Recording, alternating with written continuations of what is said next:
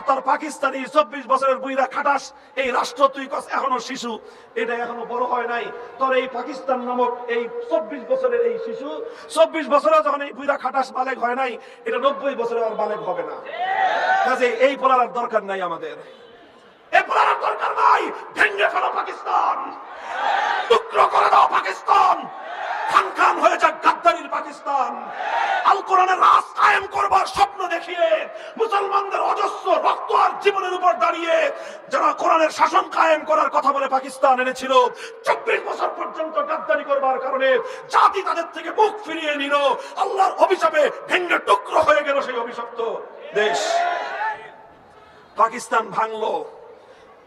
এই পাকিস্তান শুরু যখন হয় 47 সালে, শেখ মুজিবুর রহমান সাহেব তখন মুসলিম লীগার, তখন তিনি মুসলিম লীগ করেন আর এই ঘুরে ঘুরে এই ক্যাম্পাস করেন যে ক্যাম্পাস এখন আমি করতেছি। ইতিহাস পড়েন, বেশি না শেখ মুজিবুর রহমান সাহেবের অসমাপ্ত আত্মজীবনী পড়েন, ইতিহাস পাবেন যে কিভাবে তারা মুসলিম লীগের জন্য কাজ করেছেন, কিভাবে তারা পাকিস্তানের জন্য কাজ করেছেন। কারণ তখন তাদের ভিতরে কিছু ঈমান আমল ছিল, ঈমান ছিল কিছু। এজন্য তারাও চেয়েছিলেন মুসলমানদের জন্য আলাদা রাষ্ট্র হবে, সে রাষ্ট্রের শাসন হবে আল কোরআনের শাসন, সে রাষ্ট্রের সংবিধান হবে ইসলামের সংবিধান, সে রাষ্ট্রে চলবে একমাত্র আল্লাহর আইন। 1970 সালে যখন পাকিস্তানিরা আস্তে আস্তে আস্তে আস্তে খালি ঘুরায় ঘুরায় আর কয় শিশু শিশু শিশু, 24 বছরের বুইরা খাটাস যখন আর বড় হলো না, তখন এই 1970 নির্বাচনের সময় শেখ মুজিবুর রহমান সাহেব ঘোষণা দিলেন যে আপনারা আমার নৌকা মার্কায় সিল মারেন। কয় সিল মারলে কি করবেন? তিনি ওয়াদা করলেন আমি কোরআন সুন্নাহ বিরোধী কোন আইন করব না। শেখ মুজিবুর রহমান সাহেবের জীবনের সবচেয়ে বড় নেকির কাম, সবচেয়ে বড় ভালো কাজ 1970 সালে নির্বাচনের আগে যিনি ইশতেহার দিয়েছিলেন, আর সেই ইশতেহারে গোটা জাতির সঙ্গে ওয়াদা করেছিলেন কোরআন সুন্নাহর বিরুদ্ধে কোন আইন তিনি করবেন না। আপনাদের কি মনে হয় বানায় কথা বলতেছি? বাংলাদেশের স্বাধীনতার ইতিহাস পড়েন, দলিলে লেখা আছে আওয়ামী লীগের অফিস ছাড়া পুরাইছে, ইতিহাসটার পুরাই দিতে পারে নাই। ওই ধানমন্ডির 32 নম্বর পুরাইছে, সুধা সদনে গিয়ে তালাশ করো। তোমাদের কাছে যে ইতিহাস আছে 1970-এর আওয়ামী লীগের যে নির্বাচনী ইশতেহার ছিল, সেই ইশতেহারে জাতির সঙ্গে ওয়াদা করা হয়েছিল কোরআন সুন্নাহ বিরোধী কোন আইন তারা করবে না। যদি এটা মিথ্যা হয়ে থাকে আমার কথা, যদি আমি কোন অসত্য কথা বলে থাকি, কেউ প্রমাণ করতে পারে, হাজার হাজার মানুষের সামনে কথা দিচ্ছি আর কোনদিন মাইকের সামনে মামুনুল হক কথা বলবে না। চ্যালেঞ্জ নিয়ে আসেন, আমাদের এই চ্যালেঞ্জ মোকাবেলা করেন। সত্যি আপনারা জাতির সঙ্গে এই কমিটমেন্ট করেছিলেন কিনা, এই ওয়াদা করেছিলেন কিনা? এরপরে জাতি কি করলো? মারলো বাক্স, খালি মাত্র নৌকা মার্কার বাক্স মার সিল, এমন সিল মারা মারলো নিরঙ্কুশ সংখ্যাগরিষ্ঠতা পাইল নৌকা। নৌকা জিতে গেল। পশ্চিম পাকিস্তানিরা ক্ষমতা হস্তান্তর না করে 25শে মার্চ 71 সালের কালো রাত্রিতে বাংলাদেশের উপর হামলা করলো। 26শে মার্চ কালুরঘাট থেকে স্বাধীনতার ঘোষণা আসলো। 16ই ডিসেম্বর বাংলাদেশ স্বাধীন হলো। 9 মাস রক্তক্ষয়ী মুক্তিযুদ্ধ হলো। 9 মাস শেখ মুজিবুর রহমান সাহেব পশ্চিম পাকিস্তানে কারাগারে বন্দী ছিলেন এবং তারা মোটামুটি ভালোই আপ্যায়ন করেছে। যতটুকু আমরা ইতিহাসে পাই, বন্দীও ছিলেন, আপ্যায়িতও ছিলেন। এরপরে তিনি সেখান থেকে মুক্তি পেলেন। মুক্তি পেয়ে সোজা গেলেন লন্ডনে। তারপরে তার দেখা হলো ভারতের তৎকালীন প্রধানমন্ত্রী শ্রীমতী ইন্দিরা গান্ধীর সাথে।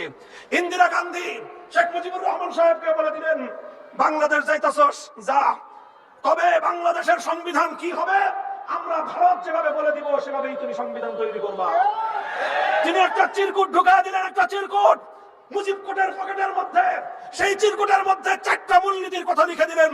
সেই 4 মূলনীতি ভারত রাষ্ট্রের সংবিধানের মূলনীতি, জাতীয়তাবাদ, ধর্মনিরপেক্ষতাবাদ, গণতন্ত্র আর সমাজতন্ত্র নামক ভারত রাষ্ট্রের 4 মূলনীতির উপর ভিত্তি করে বাংলাদেশে 72 সালে শেখ মুজিবুর রহমান সাহেব একটা সংবিধান দিলেন। সেই সংবিধানের মাধ্যমে বাংলাদেশের স্বাধীনতাকে ভারতের চরমতলে বলি দেওয়া হয়েছিল।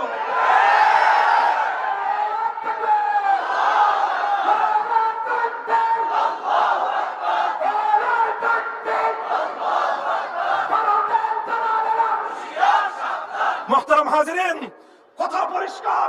তিনি 70-এর নির্বাচনের আগে প্রতিশ্রুতি দিলেন কোরআন সুন্নাহ বিরোধী আইন করবেন না, আর সংবিধানের মূলনীতি বানালেন ধর্মনিরপেক্ষতাবাদ নামক কুফরি মতবাদ। তিনি আইন করলেন কোরআন সুন্নাহর রাজনীতি কোরআন সুন্নাহর আইন তো দূরের কথা, কোরআন সুন্নাহ বাস্তবায়ন করবার যে ইসলামী রাজনীতি, সেই ইসলামী রাজনীতিকে নিষিদ্ধ করে সমস্ত ইসলামী সংগঠনগুলোকে ব্যান করে দিলেন।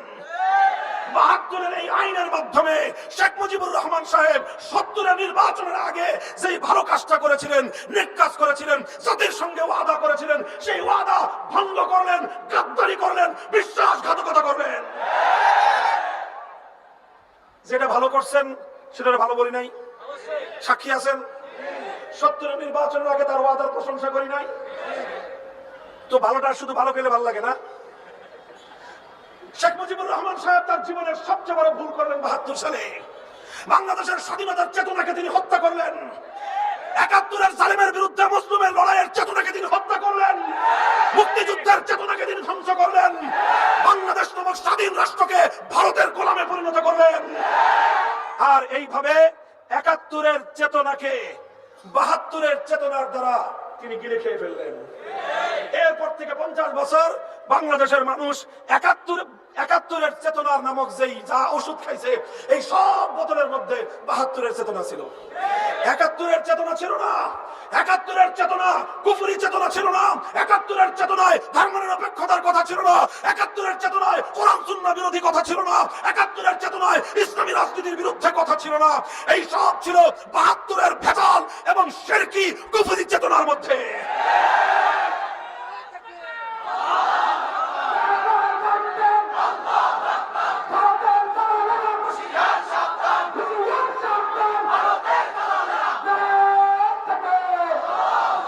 তিনি তার এই ভুল, জীবনের শেষ ভুল, এই ভুলটাকে তিনি আর শুধরাতে পারেন নাই, বরং এই ভুলের খেসারত দিয়েছেন ৭৫ সালের 15ই আগস্ট।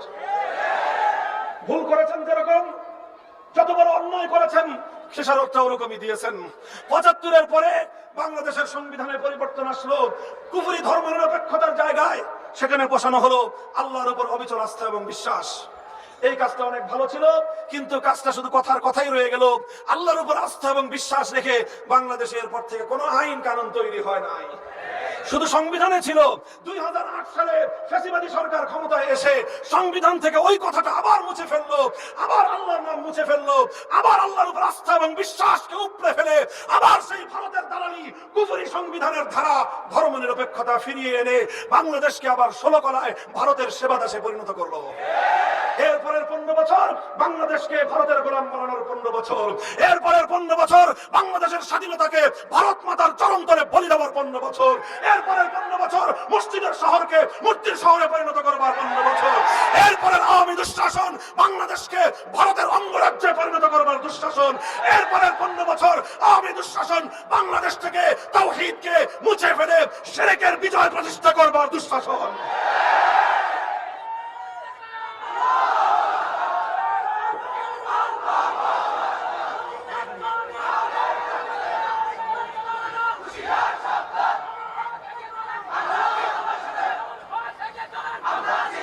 কিভাবে তাওহীদের এক একটা সিম্বলকে, তাওহীদের এক একটা প্রতীককে বাংলাদেশ থেকে উপড়ে ফেলে প্রতিটা জায়গায় জায়গায় শিরক এবং মূর্তি আর হিন্দুয়ানি সংস্কৃতি বাস্তবায়ন করার চেষ্টা করা হয়েছিল, সেই কথা বাংলাদেশের সব জায়গায় বলা লাগলেও অন্তত ধুলাইপাড়ের মুসলমানদেরকে বলার দরকার নাই।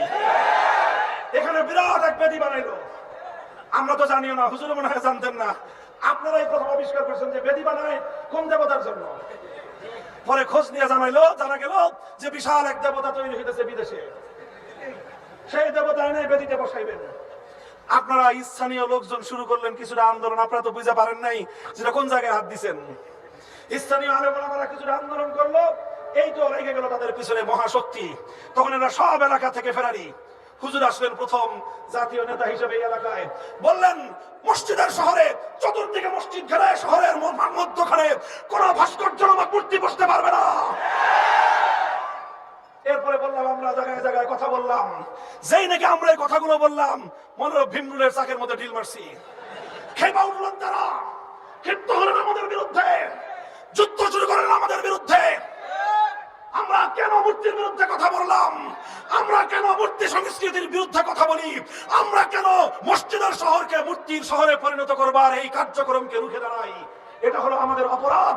এই অপরাধে আমাদের 26 জন ভাইকে শহীদ করা হলো। এই অপরাধে প্রায় 2000 ওলামায়ে কেরামকে বন্দী করা হলো। 3 বছর পর্যন্ত আমাদেরকে বন্দী করে আমাদের কণ্ঠগুলোকে স্তব্ধ করে রাখবার চেষ্টা করা হলো।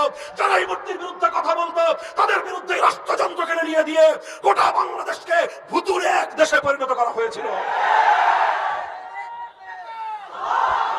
আল্লাহ পাক রব্বুল ইজ্জত ওই সকল ওলামায়ে কেরামের উপর রহম করুন যখন তখন যারা রক্তচক্ষুকে উপেক্ষা করেছে, কারাগারের অন্ধকার 4 দেয়ালকে বরণ করে নিয়েছে, জীবনের শাহাদাতকে বরণ করার জন্য প্রস্তুত হয়েছে, মূর্তি সংস্কৃতির সামনে মাথা নোয়ায় নাই।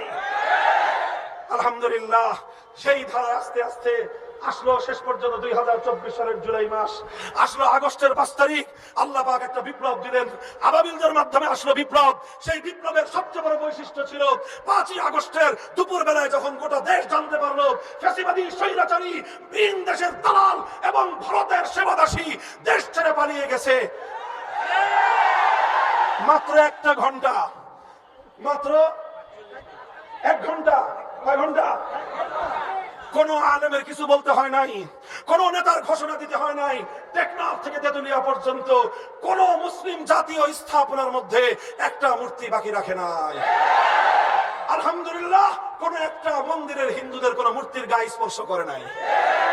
আমাদের কথা পরিষ্কার, হিন্দুরা মূর্তি বানাও মন্দিরের মধ্যে, সেখানে আমাদের কোনো বক্তব্য নাই, সেখানে কেউ হাত তুলতে যাবে না, সেটাকে আমরা নিরাপত্তা দেওয়ার জন্য দায়িত্বশীল। কিন্তু মুসলিম জাতির দেশে মুসলমানদের জাতীয় স্থাপনায় কারো বাপদাদার মূর্তি মানব না।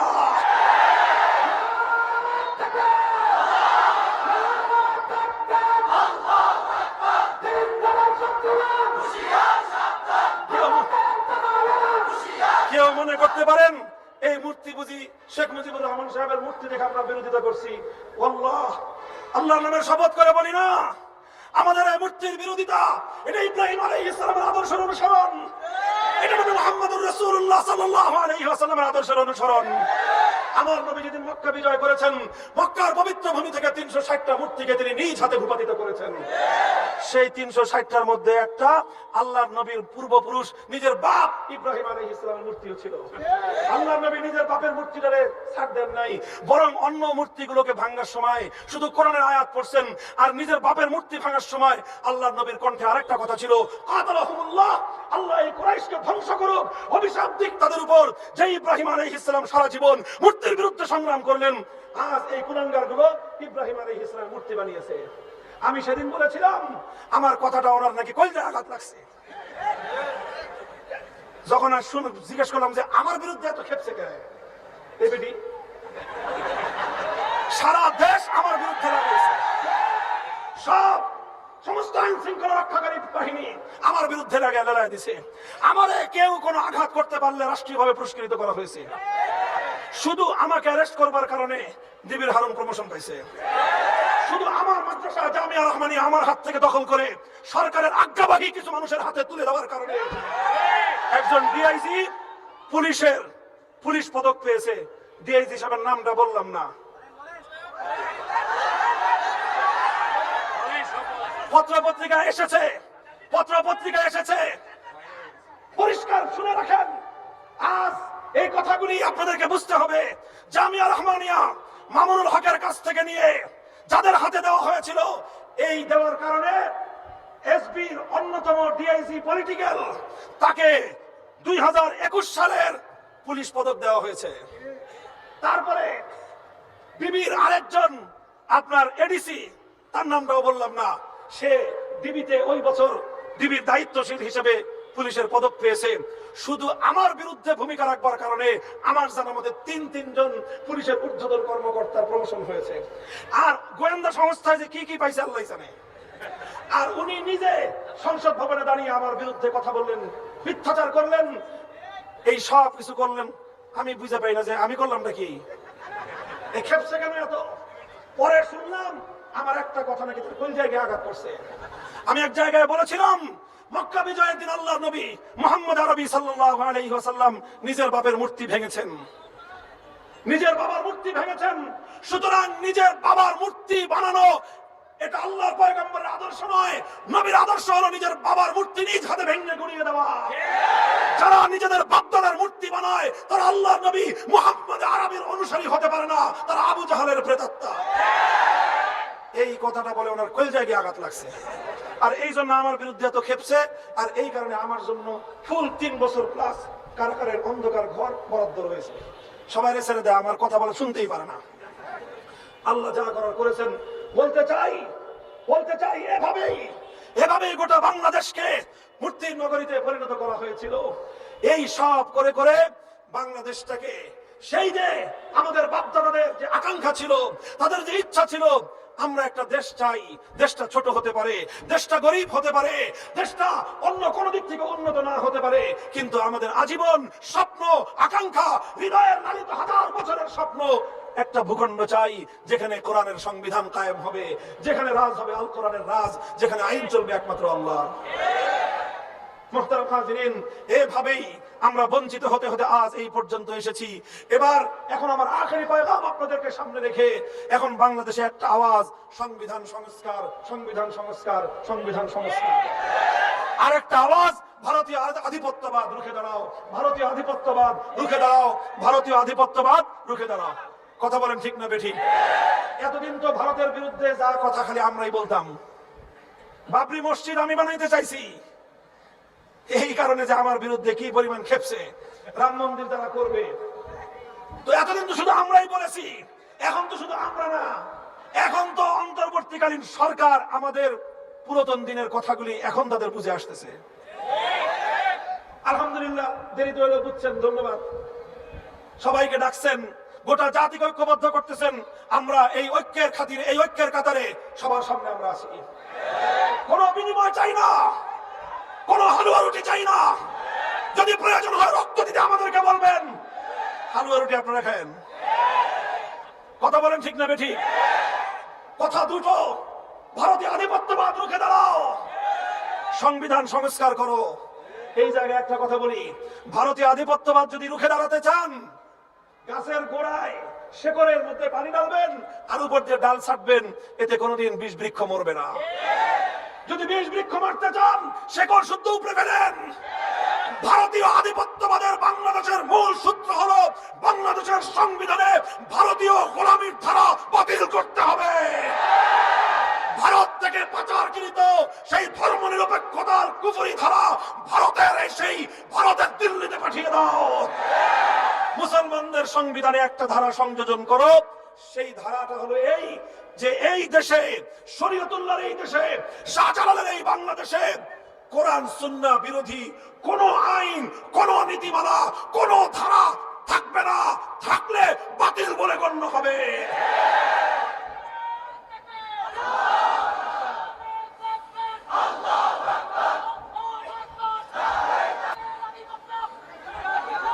যদি এই দুটো কাজ করা যায়, তাহলে একদিকে ভারতীয় আধিপত্যবাদ শেকড় সহ উপরে যাবে, বাংলাদেশের হাজার বছরের আমাদের পূর্বপুরুষদের আজন্ম লালিত স্বপ্ন বাস্তবায়িত হবে। আজ এমনি এমনি বলতেছি, ভালোয় ভালোয় কইতেছি, ভালোয় ভালোয় কইরা ফেলাম। কথা বলেন ঠিক না বেঠিক? যদি বলেন না করলে হুজুর কি করবেন, শুনে রাখেন, পরিষ্কার ঘোষণা আমাদের, এই প্রজন্মের আবু সাঈদরা জালিমের বুলেটের সামনে কিভাবে বুক চিতিয়ে দাঁড়ায়। যদি এক ফ্যাসিবাদকে উৎখাত করবার জন্য আমার 2000 দামাল সন্তান জীবন দিতে পারে, আল কোরআনের রাজ কায়েম করবার জন্য শহীদ ঈদগাহে 2 কোটি যুবক হাজির হবে, 2 কোটি যুবক জীবন দেবে।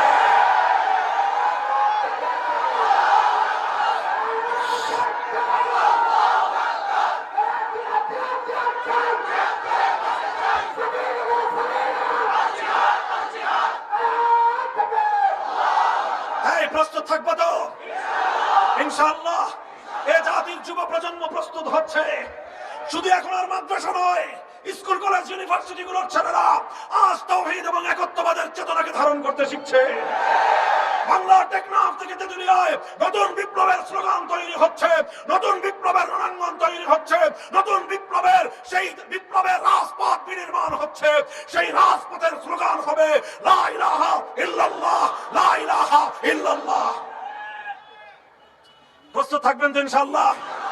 বিপ্লবের ঘোষণা বলেন, বিপ্লবের ঘোষণা, বিপ্লবের ঘোষণা। ইনশাআল্লাহ সাহস করে সামনে কদম উঠাও, বাতিল টিকতে পারবে না ইনশাআল্লাহ। আল্লাহ পাক রব্বুল আলামিন কবুল করেন, তৌফিক দান করেন। তাওহীদের আজন্ম লালিত এই স্বপ্নভূমি, এটা যেন তাওহীদের ভূমি হিসেবে আল্লাহ পাকের কাছে মকবুল হয়, সেই দোয়া চেয়ে সেই দোয়া করে শেষ করছি। ওয়া আখিরু দাওয়ানা আলহামদুলিল্লাহি রাব্বিল আলামিন।